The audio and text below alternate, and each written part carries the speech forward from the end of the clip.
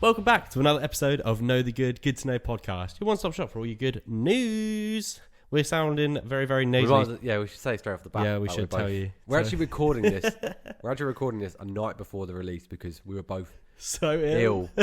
When we typically record on a Thursday night, we're both like, no, we can't do it. You can probably hear in our voices that we don't sound like we should be doing a podcast right now. We should be resting in bed and chilling, but we've got some good news to read to you, and, you know, that's what we do. Just going to make it fun tonight because obviously I've got to edit everything. You edit like everything now. Tonight, and so it's released at 8 o'clock in the morning. Start editing whilst we're doing it, and then... I wish I had the skills. If I had the skill set, I would.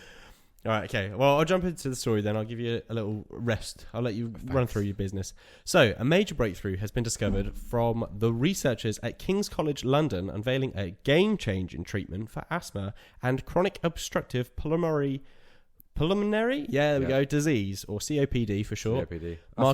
Go on. My work is basically because we specialise in inhalation devices, so a lot of the stuff we do is obviously. So you're going to know so much. Well, not really. Facts and figures and business around my one. You'll probably be like, oh yeah, I know that one already. Maybe I shouldn't read this. So yeah, it marks the first major breakthrough in 50 years. That's half a century, people. Come on. That's a long time. That's a long time. So I had a little deep dive, which means nothing has really progressed since the Beatles broke up, the first ever probe landed on Venus, and the first Willy Wonka film. Who was it? Was it one of the Beatles that got shot? Lennon? John Lennon, that's it, yeah. Maybe. I don't really know, to be honest with you. I feel that's bad that we don't know, because obviously... Iconic Beatles in the UK. Yeah, exactly. Oh, and also the passing of Elvis. R.I.P. Put a bit of sad on there. Put a bummer at the end there. But yeah, so before I get into it, just quick stats. So, you know, I know you love your statistics and all that business.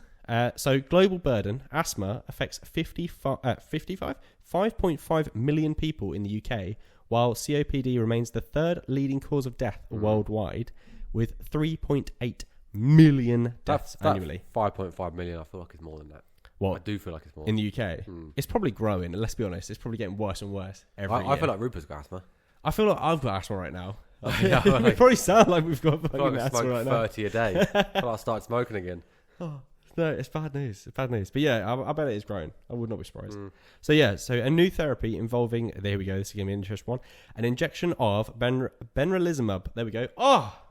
I was fully expecting myself to mess that up. I'm going to be bad today. Mm-hmm. I just know I am. I just know I am. You did do a little bit of research on some words that you were looking at. Yeah, I do. On your script. Try. So yeah, with which targets, oh, here we go. And I got another one. Eosinophilus. Specific white blood cells that cause inflammation and damage in the lungs. These cells are implicated in around half of asthma attacks and a third of COPD flare-ups. So it's pretty prevalent. One participant, Alison Spooner, shared her life-changing experience, stating that it's a miracle, having suffered three major asthma attacks in the past 5 years. She now uses her inhaler only as a precaution. So it's obviously doing some pretty good stuff. This innovative treatment has based on a new understanding that asthma and COPD attacks are triggered by different immune system responses, which vary between every individual. The therapy has a potential to prevent up to 2 million asthma attacks and COPD attacks annually in the UK. That's a breath of fresh air. Nice little... I did that. Little pun. Yeah, it's being a little pun in there.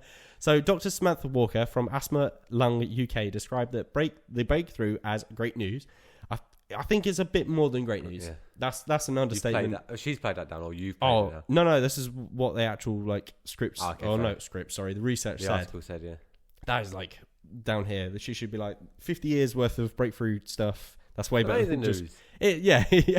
One. What's one better than a great? Amazing? I don't have a thesaurus, and my vocabulary is limited. Very, very, very limited. So yeah. So while all the emphasis on the urgent need for the invention, or innovation, should I say, given the decade of stagnation in treatment options, literally what you said. So Dr. Sanjay... here we go. Yeah. Ramakrishnan? Yes. Not bad. The University of Oxford added that the research offers massive promise for modernising care, which is pretty good. So benralizumab... getting so good. Yeah. A monocular antibody currently used in lower doses of severe asthma treatment, making the game-changing treatment for... Oh my God, I really screwed myself over. Eosinophilic exasperations. Oh yeah, that's good. I'm so good. Yeah. I'm the king. Yeah, I'm so good. accounting for up to 50% of asthma attacks and 30% of COPD attacks. So got some key findings. I like how you actually stated on your script. I did. I love the fact that you're just looking and going, I can just acknowledge it. I feel like we're closer today. I don't know. I just feel out of sync because we've obviously moved forward because there's a Christmas tree. We shouldn't have not acknowledged the fact that there's a Christmas tree. It's a Christmas episode. One of 3 in our house. One of 3? Yeah. Damn. Well, you can see the other one just through there in that room. And then we've got one in the living room as well. That's a real one. Oh. Yeah. It's our first ever real tree. That's nice. Yeah. Is it? Do you know what? Morrison's, 20 quid that was. Was it really? Yeah. And it obviously comes all wrapped and got it down, and you have to just let it for like an hour or so to settle down. Yeah. And it's actually turned out really nice. That looks really nice. I was always like anti real trees because I was so messy. Well, not even a mess because I just hoover every day anyway, so it's not an issue. But when I was at university, one of our modules was about obviously like fires in houses and stuff like that. Yeah. And they actually did like a test. We went to like the local fire station. Anyway, in a container, Christmas tree. Yeah. And they'd done like a scenario. Yeah. Boom. Honestly, what, like they take green or brown one. Yeah, slightly round. Okay. They take all of 3 seconds to be boom go up. Yeah, it doesn't. And that's what scares me. That's why I'm like, make sure we water it every day. It's got loads of water in it. So make sure you turn the lights off just in case. Yeah, it's got like a special stand. You can't see it. Okay. Which obviously you fill up with water. Yeah. So it keeps water. So it stays green, stays nice and fresh. And that actually helps prevent the needle from dropping if you keep it nice. Yeah, I mean it looks fresh. I'm assuming you've done a That's hoovering just because where we've been walking through. Anyway, yeah, sorry. Distracted. There's a Christmas tree behind us. There's a Christmas tree behind us. So the effective treatment, after 90 days, patients receiving benralizumab were 4 times less likely to need further medical intervention compared to those on steroids, which is the usual stuff that gets used for asthma attacks. Improved quality of life, which participants reported fewer respiratory symptoms, better overall health, and reduced hospital visits. Nice. And safety. So the drug shows potential for home or GP administered injections, offering a safe alternative to steroids, which carry risks like diabetes and osteoporosis. I'm working on a really fun project at work at the moment. Go on, here. I can't tell you. Oh, is it a secret? Well, I don't think I'm allowed. I don't know where I'd stand by telling you. Super squirrel. But the guy, so I met the client last week, and one of the founders of the organisation lives in St Ives. Really? Yeah. Oh, he's a nice little local lad. Yeah. Fair. We were talking. I was like, "Oh, where'd you come from?" He's like, "Oh, I've just come from St Ives." I was like, "What?" Not the St Ives, like super south. No. Originally from Oxford. That's where like they're founded. But his partner's in St Ives, so he spends most of his time in St Ives. So I was like, "Wow, that's nice." But he's got a super secret sort of project. It's not super secret. I just don't know whether I'm allowed. Okay. I don't know where I'd stand with that. Company policy things. Yeah. Fair. All right, I'm not going to dig anymore. I won't tell you anyway. Tell us all about it. Tell us everything. I'll have to kill you. Whoa! It's that good. So yeah, although the treatment isn't yet widely available, this one, not whatever the hell you're secretly working on, that, a larger 2-year trial starting next year will evaluate its cost effectiveness. If successful, benralizumab could revolutionize how we treat these respiratory conditions, providing new hope to millions worldwide. A little bit about the study, because I'd be silly not to talk about it. Silly. In a clinical trial involving 158 participants, the results were transformative.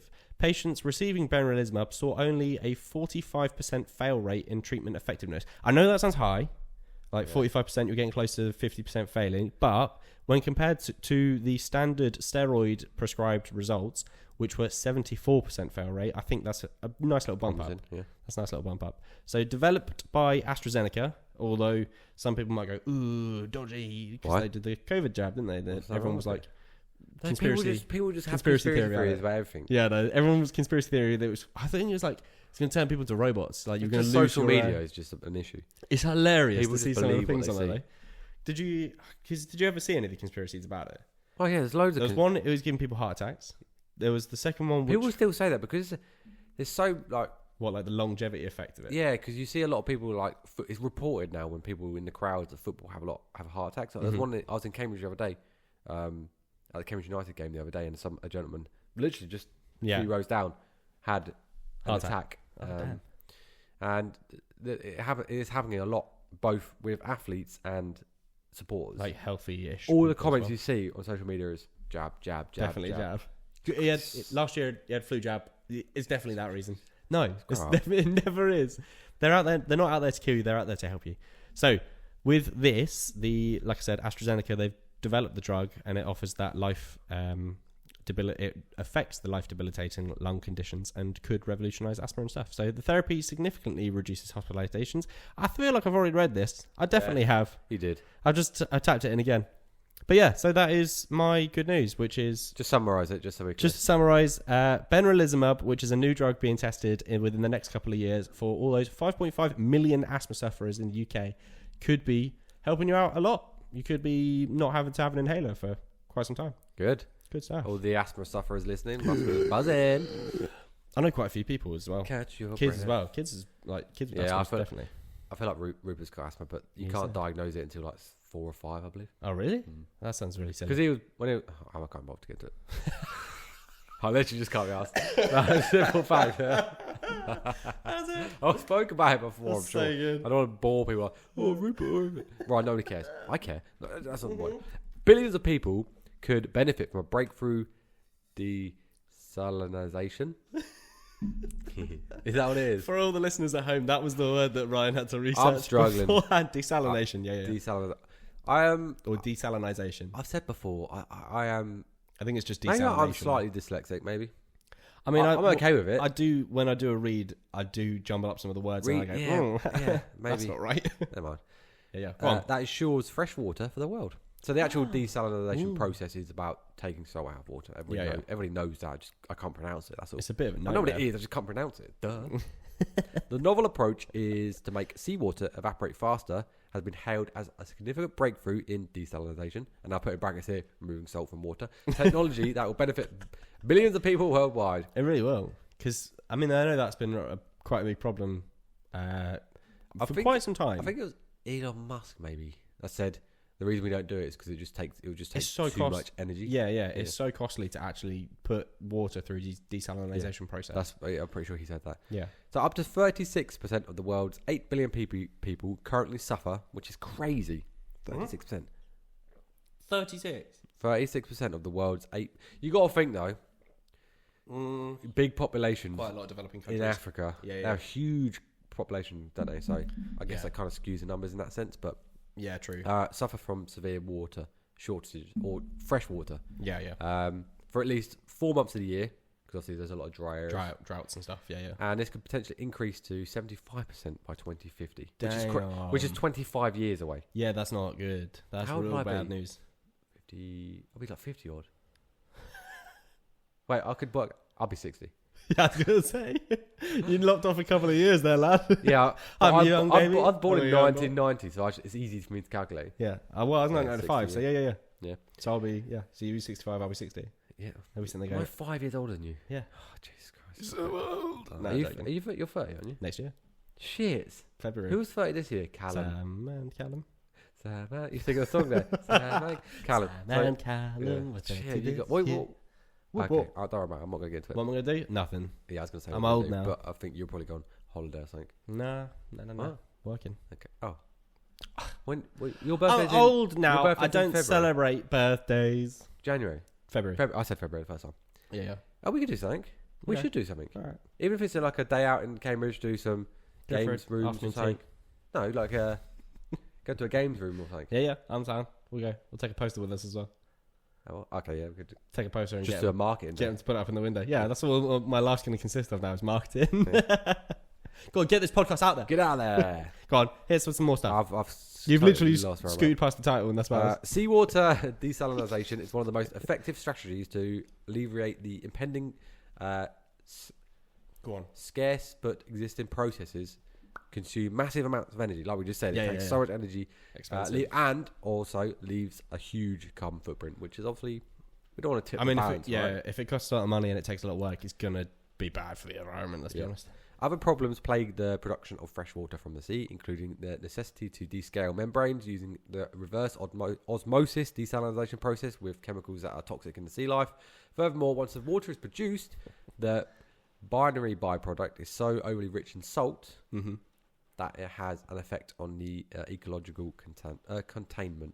Fucking, I can't speak today. I mean, like we basically, said, turning salt water into fresh water is just a headache. It's a hard work process. Also, just for the listeners that might be able to hear it, we are underneath the roof lantern, which means you might be able to hear some rain. Really? I Yep. think they can. I can hear it. Oh yeah. It's quite fair if they might send them to sleep. Might send us to sleep. Might Just send midway through the podcast, we do a sleep podcast. So researchers from the University of South Australia have Australia.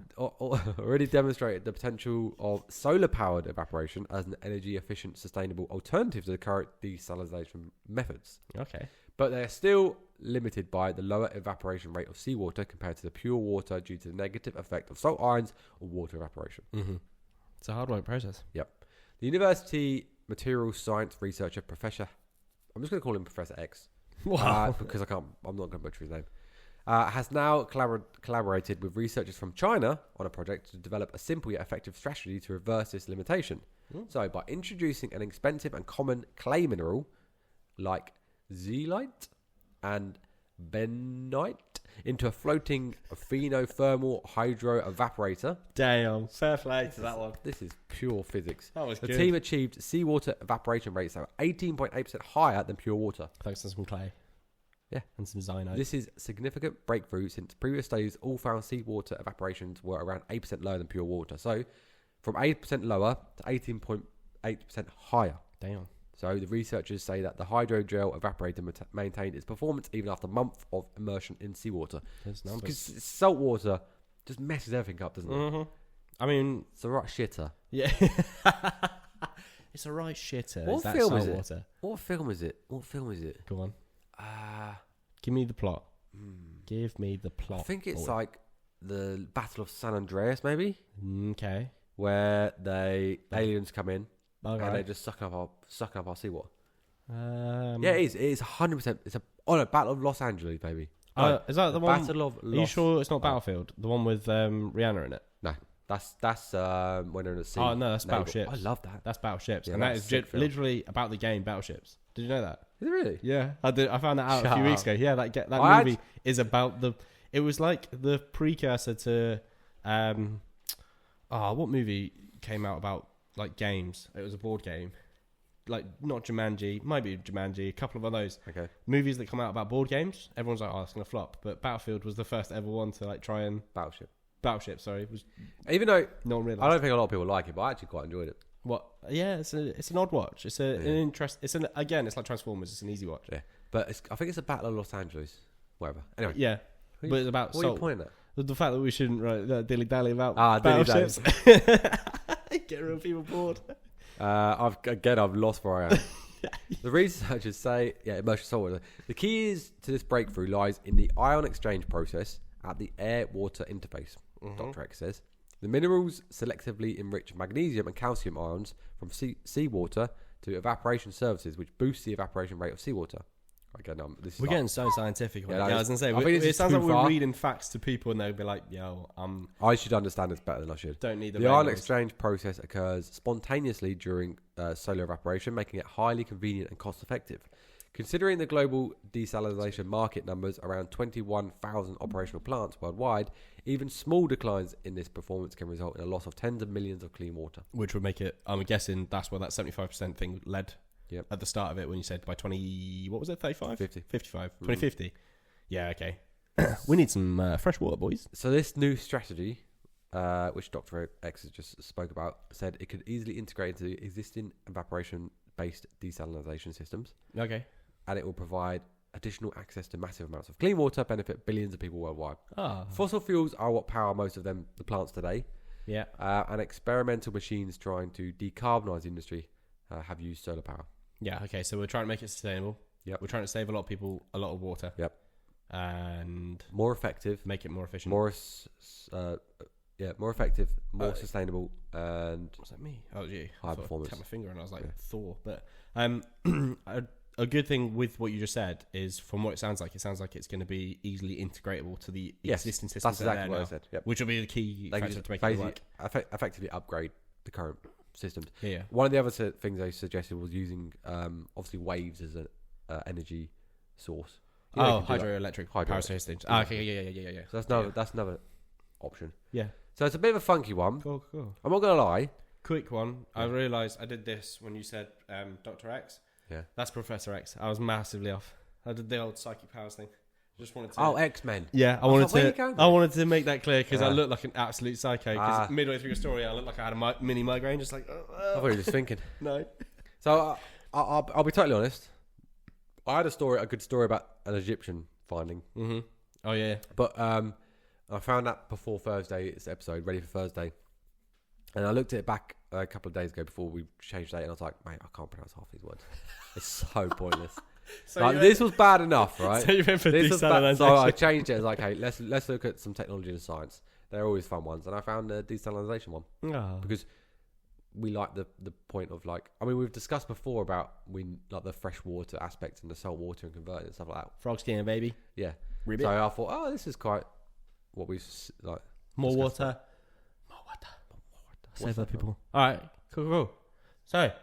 Are we going to move on to it? Next segment. The Hall of Heroes.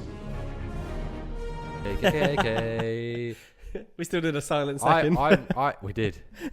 Which actually makes it harder to edit. Because it does. have to try and find them. That silent second. Did you see the last video? Maybe we should make it a lot longer. Yeah, I did. Because the transitions? No, I really messed up on where our things are. I was like, Facebook, TikTok, Instagram. Yeah, did you see the transitions? All of those were wrong. Every single one. Did you see my transitions? I didn't know. Oh, between like the intro, the Halls of Heroes, like little and the montage outro thing, and the outro, I added like transition things, so it wasn't just like a solid. Ah, okay. For the viewers, like a side slide or sort of thing. This is all new to me. Yeah. Like the whole audio, video, editing, all that jazz. So I'm trying to wing it as I go. Yeah. And I found I could do that, like because it was just like Hall of Heroes, and it just cut. Oh, okay. And then we're just straight into it. Yeah. Where I've now managed to like Hall of Heroes, and it fades, and then we talk in, and then it also flips like the Hall of Heroes banner thing, and it's to us, and it's like a bit of a merger. Oh, that's pretty cool. Oh, nice. Very basic, but I was like, oh, buzzing. Yeah, it's the same thing for the post that I put out, that pancakes post. I felt like a true like YouTube editor when I put pancakes face in the middle. And phased in, then phased out. Yeah. I was like, oh my god, I'm a YouTube editor. Yeah. This is so good. Yeah, talk about W side over there. All right, so Hall of Heroes. Yeah, can I go first? Yeah, go on then. Because this one, I like this one a lot. Okay. I found this probably like 3 weeks ago. Oh, yeah. I must admit, because I asked you about this, obviously we're like recording this super late, so I wanted to pre-make a post. Yeah. And the boys, they're handsome looking lads. Yeah. Handsome looking lads. I found this like 3 weeks ago, I reckon. I've had it saved ever since, and I just got around to using it now. For anybody that just listened to me then, I said handsome looking lads, but it sounded so nasally that it probably sounded like no words at all. So these are twins that are cleaning London's unloved spaces. Which sounds awesome. It sounds like such a sick concept. Now to rewind a little bit. I was a cleaner for like 7 years. Oh yeah. So this is like a home hitting story for you because you love cleaning so much. Meet the 23-year-old identical twins from Croydon who are on a mission to clean up London's grimiest spots in their spare time, from the tube trains to nightclubs. John and James Macanajula. I'm so sorry, lads. Run their own cleaning firm, Maca Group. That's a nice one. Nice. Have gained a massive following on social media for their impressive cleaning skills, racking up millions of views on their videos. The twins, who post their cleaning adventures on Instagram, TikTok, Facebook, and have a London Underground train. Oh, hang on a second. No, I went ahead of myself. Have gained over 200,000 followers. Okay. And I've even cleaned a hoarder's house behind a nightclub. I've done a hoarder's house. Yeah. A London Underground train. Yeah. With the Underground train video gaining 3.1 million views on TikTok. Damn. That's how you do. You know what? So they should get in contact with some other Clutter UK, the one that I did the story with. Because I know I follow her. We follow her, so I say. And I watched a couple of her videos, and most of the time she's doing pretty much what they're doing, which is just completely. You definitely have to reach out to these boys. Yeah, I will do.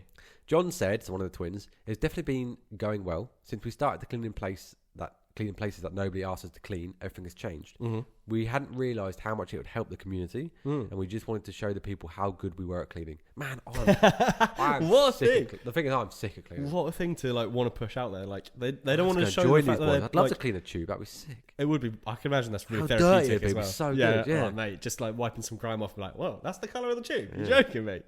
But yeah, no, that's so humble to say the fact that they were like, we want to show how good we are at cleaning. Not the fact that we're doing this like out of the kindness of our hearts. We're just cleaning something that people might not clean very thoroughly, maybe, or people that can't be asked to clean it. But yeah, that's some humble stuff. We realised that we liked doing it and people liked us doing it. So that's what kept us going. Initially, I would be surprised. I didn't know that would take off the way we did. We didn't think it would reach anywhere near as many people as it has today. John reveals that their unusual hobby often raises eyebrows among passers-by. Oh, you reckon they're just... Oh, why? So they're straight just doing it in the street? Just like... No, but I mean, if you do see, like, I don't know. A couple of lads just I don't know cleaning why, like some... but I don't know why you find that weird. Yeah, I suppose. But they said they've grown accustomed to strange looks. He said, we've got weird looks all the time, but there's no time where we don't get people asking what we're doing. Sometimes they look at us in disgust or just confused why what we're doing. Disgust? We've gotten it, yeah. But we love their reactions. If anything, it fuels us. The brothers' passion for cleaning began when they were 11. Encouraged by their mother to lend a hand, during their university days, they were inspired to start a cleaning business for fellow students. Oh, yeah. However, they soon discovered that students just didn't care enough to cleaning, prompting them to shift their focus to residential properties. That makes sense, yeah. I can imagine uni, like, Garbs? Uni houses, most kids wouldn't care. We've seen some, I guess. We've seen some rotters. Oh, yeah, I bet you have. Was Jack's bad? No, I think Jack's wasn't too bad. Was it bad? I can't remember. Did you come to Jack's? Not too bad. Nah. No, I don't think it was too bad, actually. I've been to a bad one, though. I'm trying to think who it was, though. This is Jack, podcast Jack. Yeah. Yeah. Anyway. His uni com. I've completely lost. The idea for their cleaning places nobody asked us to clean was born when they decided to tidy up a neglected front garden. John recalled, when we were around 11, my mum used to wake us up really early in the mornings and the weekend just to do a big clear up of the house. We did this every Saturday as long as I can remember, and that's where it all started for us. At university, we did 52 student-based videos, and it just didn't work. So one day, they saw a front garden and needed a bit of love. They thought, let's just clean it. I called my brother, and then we realised it was a phenomenal idea. People loved it and loved what we were doing. Now, looking back, it's funny because we used to go to our friend's house, and the kids' mums would always say, let's help them. We'd always go to a friend's house and we'd ask their mums to help with the dishes. Okay. Wait, I bet they were the loved friends. I bet they were the most loved friends ever. The brothers admit that working with a family can be challenging, brother and brother, yeah, but that they wouldn't have it any other way. John added, we have always been close from a very young age. It's nice to work with family. Obviously, there's times we don't agree, but I always say I wouldn't do it with anybody else. In the future, the duo have set their sights on cleaning everything from a Formula 1 car to an aeroplane. What? Oh, this is what they want to do, or this is what they have done? Just got their sights set. Oh, yeah, hell yeah. I've cleaned a Formula 1 tunnel. A tunnel? What's a Formula 1 tunnel? You know where they do like the testing. Oh, okay. Oh, right. The air tests and stuff like that. Oh, that's pretty cool. That was at surely that doesn't need that much Red Bull cleaning, mate. So dirty. Oh, wait, yeah, I suppose the motor's still... So dirty. Is the motor running on just the got dust. car? Dusty. Yeah, but it's just like dusty. a wind tunnel, isn't it? Surely that shit gets blown away. Just pushing dust through. Oh, I suppose, yeah, true, it gets sucked in there. That was at Red Bull in Milton Keynes. That's pretty cool. Yeah, damn. That was years ago. And there was like loads of... We'll get in contact with them and you can be like, yo, F1 we did it here, so maybe, we'll push you that way. I'm definitely not going to do that. Why not? They want to clean. They want to clean an F1 car. I don't know. You've only got to put in touch. If they just get the right followers, then I'm sure they'll get reached out to. Actually, that's true. That is true. That's social media. Yeah, social media will 100% help them get to that. It's like a CV in itself. Plane is an interesting one. Yeah, that's a cool one. Did they specify like the thing is private jet or outside of a plane, inside of a plane? Yeah, I'd rather do a bus. Both. Imagine. I think a bus would be better because the bus seats would be nice to clean. Full valet. Like you'd see, full valet. Mate, yeah. Like on the dust cleaning, on the bus seat. The dirt come out. Yeah. Did you ever used to do that as a student? And give everyone smack it. I mean, case in point, asthma attacks to everybody. Just sit there, bang, bang, bang, dust is coming up. Yeah. Oh my god. Bullshit. No one can see because it's just like a thick cloud. But I always think that skin. when I go to like like public toilets, I always think pressure washer. This could do a good pressure wash. We should just pressure. That wash would be grim though. Yeah, could you imagine the splashback on a pressure washing in a public toilet? Yeah. Boy, you'd be wearing a hazmat. I'd be wearing a hazmat suit. Yeah. True. My germophobia would be like, oh no. That's why I think I got bad sinuses from one of my cleaning days. Oh, what? Because you've screwed your Yeah, I honestly think that's what it's from. Immune system up by Chemicals all the and stuff chemical cleaning. It's killed off your immune system. Wouldn't change it though because I did love cleaning. Oh, that's cute. No, that's a sick story though. Oh, that's really well So happy. you definitely. I mean, the post I made for it, I was just looking. Let me just go back. Sorry, just to say who they are again. So the two identical twins from Croydon, and their company is called Macca Group Services. And welcome to the Hall of Heroes. And John and James. And Jordan will reach out to them on Instagram and say, welcome to the Hall of Heroes. And they'll probably be like, yeah, cool story, bro. Yeah. Like, yo, what's this about? Yeah, you don't care. Nah, I made a post about them. I'm going to post it. And if they see it, they see it. I'm going to send it to them anyway. But if they don't see it, who knows? Who cares? They've got a big following. We're trying to do it. So, my hero It's all about an unnamed hero. Ooh, mysterious. Whoa. Interesting. A compassionate first responder whose quick instincts and bravery changed the course of a baby's life forever. Sarah Love and her family had no idea their newborn son, Lincoln, was battling a rare and potentially fatal genetic condition. Almost lost where I was. While doctors had noted Lincoln's jaundice it was dismissed as something minor.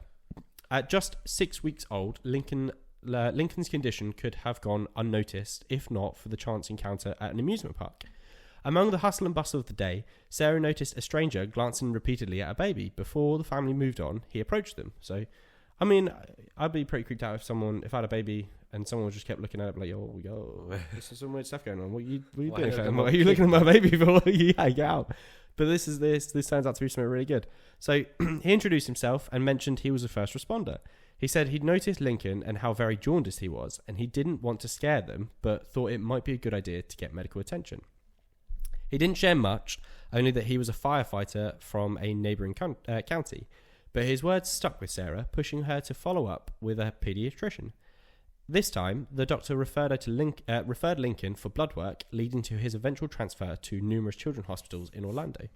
There, after numerous tests and misdiagnosis, doctors identified Lincoln's actual condition, which was Alagille syndrome. So this is a rare... I think I've heard that before. Yeah, so it's a rare genetic disorder which affects the liver and heart and explained Lincoln's deep-set eyes, pointed chin and yellow skin.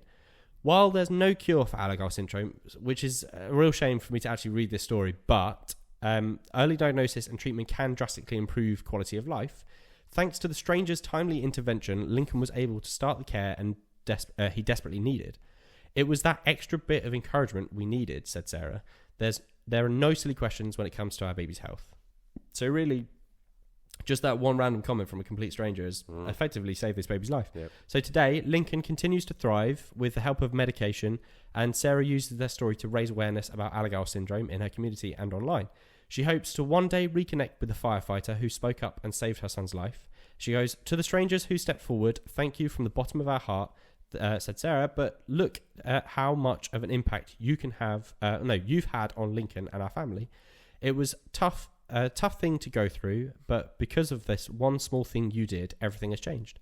Here's to the anonymous responder, or first responder, a true Hall of Heroes inductee, for turning a moment of concern into a lifetime of gratitude and hope." So we ask anybody listening, this would be a great opportunity to get that to people, get those people reconnected. Are you about basically. to ask if we can find out who that is?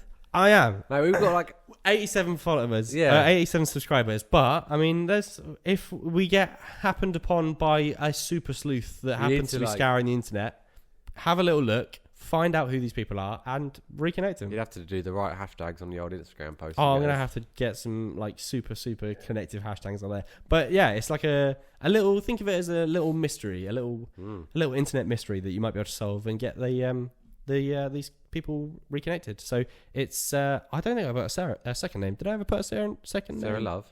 Yeah, Sarah Love. Oh yeah. So Sarah and Lincoln Love, and then the firefighter that they met at a theme park. Where is this country?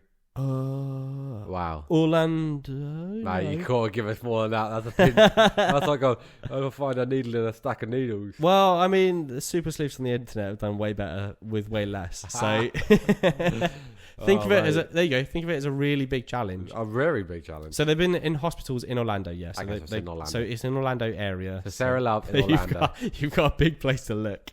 But yeah. Also, as a little bonus, so from last week's story that I spoke about, with Vamar reconnecting with his mum. The bakery. Yeah, with Lenore in the Give Me Some Sugar bakery. Give me some sugar. I found out that at the time they found each other, Lenore was in the midst of battling breast cancer. Oh, man, that sucks. But she didn't want to go and get anything sorted. But thanks to actually being reconnected with Vamar, it sort of pushed her to actually go for the treatment that she needed. So yeah, she's. I think she's in recovery at the moment. She's been to and from hospitals, sort of getting checkups and all that sort of stuff. But yeah, so without that story actually sort of coming to fruition, and without him reconnecting with her, she could have passed away from breast cancer. Give me some sugar. So yeah, give me some sugar bakery, Love Lenore, the Van More Mars good mom. news. Added sprinkle of nice good little news. sprinkle of bonus good news. Bonus good news. So yeah. Oh no, wait, no, I put the end. She's now cancer free. Oh, she's in remission. She's cancer free. Tears filled with her eyes. She was super happy, and the fact that she reconnected with her son. Nice.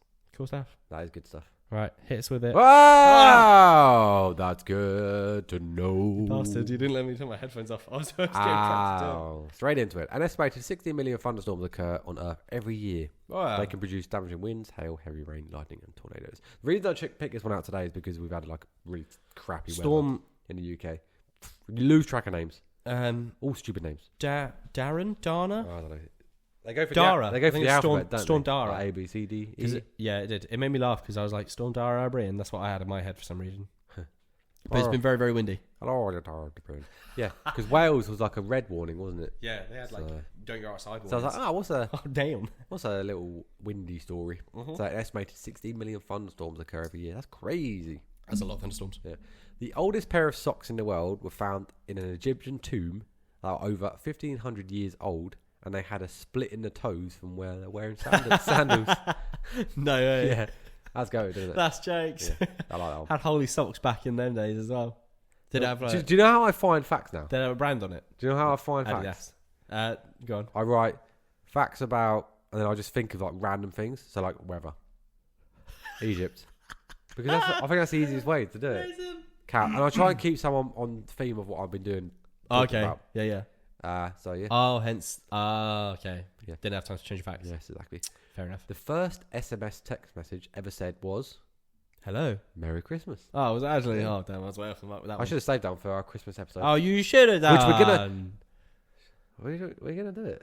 We're gonna do it. Yeah, of course we've got to do a special Christmas episode. Where we're gonna have like we're all gonna be in Christmas attire. And we're going to sing carols to you. And we're gonna have like what we're gonna do? Like we're going to eat Christmas cookies. Christmas something there, a bit of Christmas there, bit of Christmas. We got Christmas there already. But midway through, the Grinch is going to come in and kick Ryan out of his chair. that's no way to talk about Alice. I mean, someone dressed as the Grinch. We're going to hire someone. Jack can. We're going to hire someone to bust in and just take the Christmas tree midway through. That'd be maybe that'd be jokes. I might give you a little present on live. I shouldn't have told you that. Yeah, you shouldn't have done that. I'm not That's gonna do rude. Don't give me a present. No. Europe's oldest door Yeah. was discovered in Zurich and is estimated to be 5,100 years old. That's an old ass door. That is an old ass door. Does it work? I assume so. It really sticks. Fucking Yeah. Fucking door. WD in it. Yeah.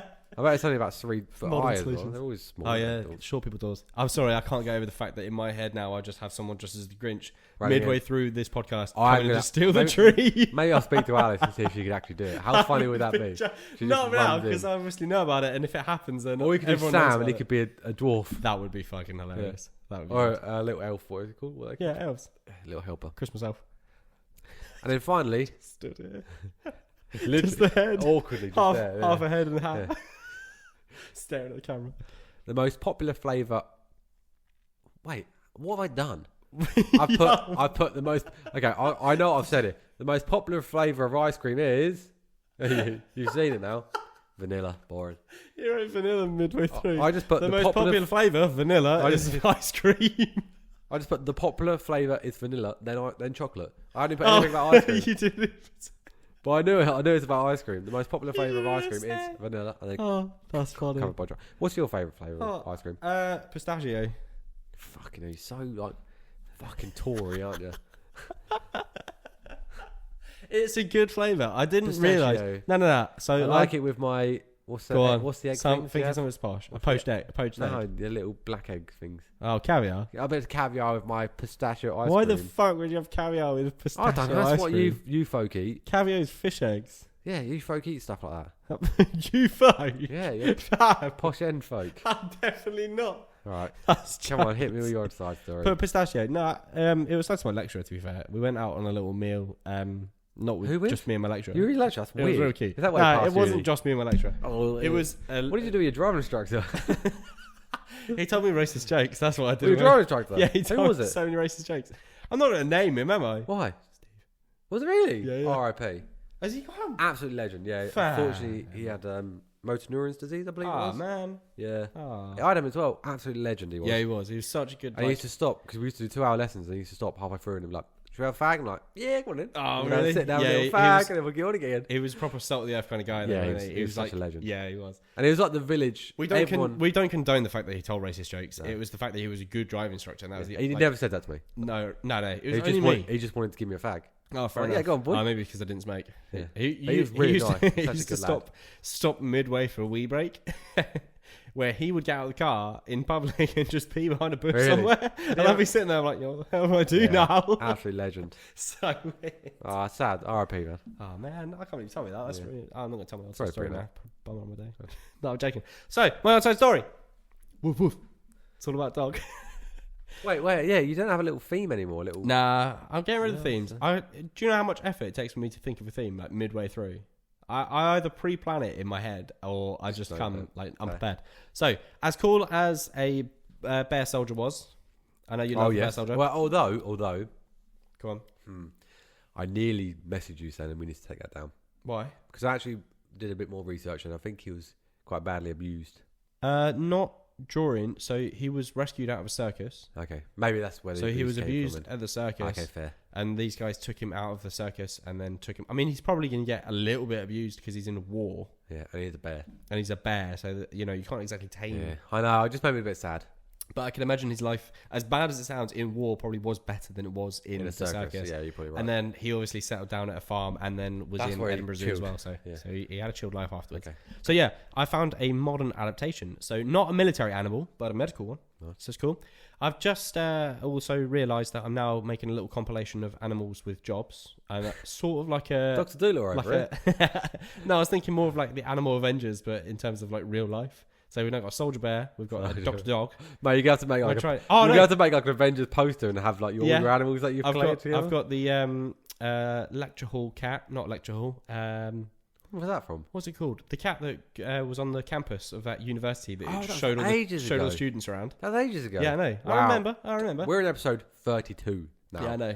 So, You had to sneak that in there. You didn't say it at the start. so that must have been like teens. Oh yeah, that's Back in the ages teens, away. yeah. That's ages away. But yeah, so I'm gonna make a little. I might do. Yeah, I'm gonna You find a should few do more like a animals. little poster. I need to find a fish. I need to find a fish and a bird, and then we've got a full collection of Right. animals and a cool poster to make for it. Okay. So yeah, it's Alex, the Chief Happiness Officer, making positive changes in Glendale. Another pun. You're full of it today. Loving it. So Abrazo Arrowhead campus in Glendale, Arizona, just added a unique member to its leadership team, a golden retriever named Alex. Officially titled CHO or Chief Happiness Officer, Alex is bringing smiles and stress relief to patients and staff alike. Alex works alongside his owners, Dr. Rahul Karnik, a cardiologist at the hospital. And every Friday, Alex joins Dr. Karnik for patient rounds and even hangs out in the office while the doctor catches up on notes and orders. Patients light up when they see Alex enter the room, with many feeling a sudden wave of comfort and calm during what can often be challenging times, which I can totally understand, because I think if you were to see a golden retriever just rock up to the hospital, I'm hoping they put a little doctor's jacket on him. Golden retrievers are like golden retrievers. I Golden don't know. retrievers are like They're the epitome of happiness. Yeah, when it comes to they like are pets, and stupid happy animals. dogs, aren't they? They are. They're dopey, but at the same time, they're like a really wholesome sort of Yeah. happiness about them. It's really cool. That's why me and Becca, when we come back, we're gonna get a dog. Oh really? We're not having a kid. Sorry, we might. Who knows? Jeez. Yeah, good. No, I'm not. I Becca. love saying it to you every time because Becca, you get so go on. excited about it. You're like, Go on, Becca. Just have a little one. Just have a little one. So yeah, back to the story. Sometimes it takes a non-human to humanize a difficult experience. Dr. Harnick explained, highlighting Alex's ability to connect with people in ways words sometimes cannot. Stephen Garner, a browser at Arrowhead's CEO, noted that Alex isn't just a morale booster for patients, but is also a lifeline for the actual hospital staff themselves. Nice. So not only do the patients benefit, the staff get a good little happiness boost as well. So Alex provides much needed stress relief during incredible tough times. He's there for our patients and caregivers alike. Alex is no stranger to hospital life either, having served as a therapy dog in Abrazo's team for years. So he's been there for a while. Nice, He's got his own residencies. He's been there for some time now. But his promotion to CHO, stumbled at home, is a milestone worth celebrating. Staff marked the occasion with a dog paw-shaped cookies, bone-shaped balloons, and a certificate of appreciation. He actually has like a full-on like doctoring certificate. Really? Yeah, it looks so good. I'm gonna add it because I'm making a post about it. I'm gonna add it to the post because it looks proper official. It looks more official than like Ad agrees. It's nuts. So Alex has received his own hospital badge as well, cementing his place as a beloved member of the team. So it's a nice little name badge. So when you see Alex with our nurses, this is what they said. It's clear just how impactful that he is, said Garner, and he takes care of everyone. Patients, nurses, techs, everyone. So proving that sometimes the best medicine has fur and a waggy tail. Nice. I like it. Oh, I lost my voice there. That's my wholesome odd side story. So yeah, like I said, we've got a plethora of little animals. Going for the Animal Avengers. 100%. The odd side story. It's probably not the Avengers, but that's probably not the best analogy to use because No, they're not avenging anything. They're no, they fight crime. Yeah. Aliens. You'd have to think of a group name for them. You sit on that for a bit. But that's it. We're done. Yeah, we're finished for another. That's us for another week. Podcast, and we need to get back to full fitness. Yes, ready for next week. Hopefully next week we are back. And we've got an exciting. I got busy week next week. We've got our Secret Santa on the Friday, so we've got recording on the Thursday. We do. Then we've got Secret Santa with the lads on the Friday, and then I got my works Christmas do on the Saturday. Yeah. Oh wow. Wow. Yeah. You are busy boy. I think I've got a works Christmas party next week as well. You gonna go to it? Yeah, I said I would. You know that thing where you do, where you go like, yeah, I'll come. And it's like, I was in Newmarket, like, that's now I said it right. Damn, yeah. I kind of wish I didn't. Then I got a project management meal on the Monday. Damn, look just at the you. project management group. You're a busy boy, busy Ben. All right, well that's us for another week. I beat you to it this time. Thank you for listening as always. Episode 32. Yep. If you like what you hear, like, subscribe, comment, ring the bell so you get notification when we release a new episode. Yep. Email us at knowthegoodgoodtoknowpod@outlook.com. We've got some exciting stuff coming up, specifically around MagPass. Yes. And a comedy night, but it's not for a while. We shall reveal more. Yeah, it's not till next year, deep into next year. But is it deep into next year? Oh, it is. Yeah. You're right. But we'll give you more information as and when that comes out. But we'll just say we're working on that, which is a really cool project. Damn it. What else do we need to? You need to say the socials because I'm terrible at yeah, no, I'm trying. Are you looking for them? Yeah, I'm trying to find. Good to know podcast on Facebook. No. So I was trying to figure out where everything is, and I'm pretty sure you've got TikTok above you. Okay. I've got Facebook above me and Instagram. Oh yeah, they're on there. They can so see. Instagram is at KTGGTKpod. Yep. Facebook is Know the Good to Know podcast. I've probably got it wrong again because I can't remember exactly where the placements are on screen to where the things actually are. Yep. And then I realised I pointed like there, which points to like the middle of the screen. Yeah. So there somewhere, I'm probably pointing at it, maybe, is our TikTok, which is KTGGTK podcast. But you might struggle finding it because I've realised, and Becca pointed out to me, that I forgot the first K. So it's GGTK podcast at the moment. What, on the actual podcast? Yeah, on TikTok. Yeah, really? But it will be changed back to KTGGTK podcast. Oh, and you'll be able to find us. Wait, just go on. That's not. Look. It's fine. Oh, you have KGGTKpod. Yeah, KGGT. Not ideal. No. So, yes, if you want to find us, just go to Instagram. It's a lot easier, and then all the links are there. Or YouTube, but everything's on YouTube. Yeah. So, actually, go to the description in YouTube because Ryan works really, really, really, really, really hard on those. Yes. And if you are on YouTube, why not subscribe? Hit the bell icon because then you get notified with every new episode and shorts that we put out on there. And leave us a like as well because that always helps. Same thing with Spotify, actually. If you're listening to us on Spotify, why not leave us a lovely review saying how much you enjoyed this episode? Yeah, it means a lot. It means a hell of a lot to us. Because 55 Spotify followers. That's kind of deep, man. That's pretty good. I'm really happy with that. We're early starters, we're starting up. We're trying to make it big. We're trying to do some good stuff around the world. We're trying to make some changes. Yeah. So thank you again for listening. Have a great week. You listen on Monday. Have a great week. Have a great week. And catch you again next week. Stay positive. Stay positive.